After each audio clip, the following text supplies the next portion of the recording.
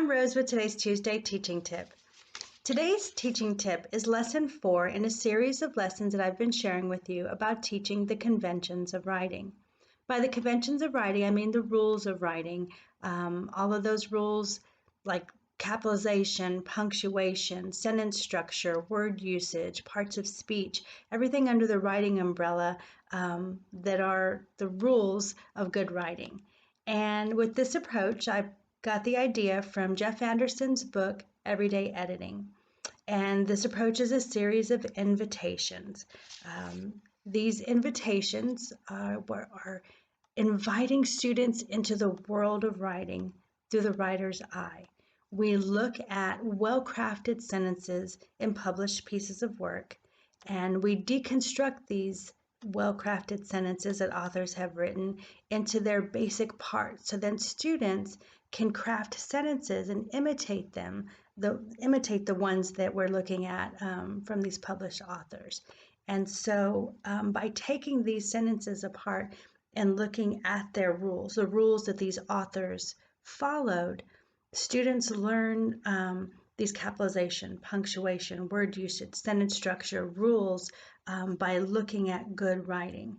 And so it's an inquiry-based approach when we do this. They're actively learning. It's not a passive thing where we're memorizing rules. And not that memorizing rules is bad, it's just that when we memorize them, but we don't put them into use right away, students tend to learn in isolation, meaning they can get a really good grade on a worksheet about capitalization and punctuation. But then when it comes to their writing, if it's taught separately, they might not use, and a lot of times don't use, those rules that they've learned separately. And so this just brings those two things together in that students are learning and practicing them right away. All right, so last week we started imitating these sentences. And this week we're going to talk about the next step, which is invitation to celebrate. Remember that these lessons, they could be done in one day. You could take 2 days, 3 days to teach these. In the public school system, we took the whole week to do this because we had small amounts of time for teaching. But with homeschooling, you can do this at your pace. So the invitation to celebrate comes right after imitating.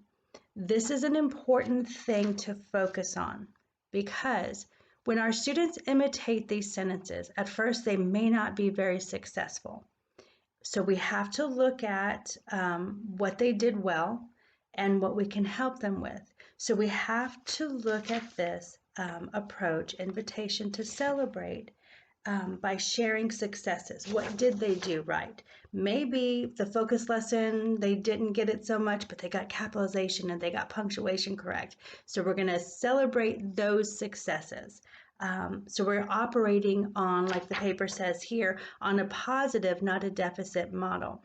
Because when we first approach students and tell them, well, this is not really right because, so on, the students then feel defeated and don't feel like trying next time. And so, and not that we're filling them with false praise, we're first letting them know what they did well. And then you can offer help. So I have some sentence starters here for you.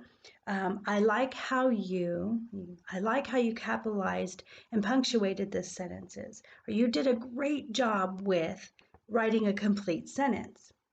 Then you can move on to, well, let's see how we can add. Maybe they forgot to add a preposition in there. This is remember the sentence that we're looking at has a preposition. So you can say, well, let's see how we can add a preposition here. And you guide them to doing that instead of saying, oh, this is a good sentence, but you forgot to put a preposition. It's not so much what we say, but how we say it.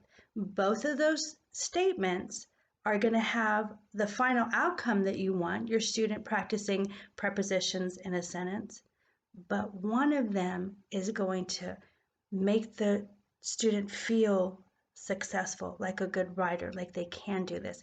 The other one's going to make them feel like they did something wrong, or that they can't write, or that they're not a good writer.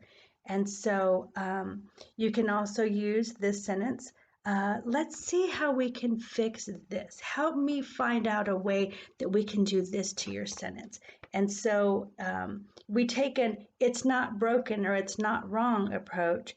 It just may not be complete. So it's not wrong.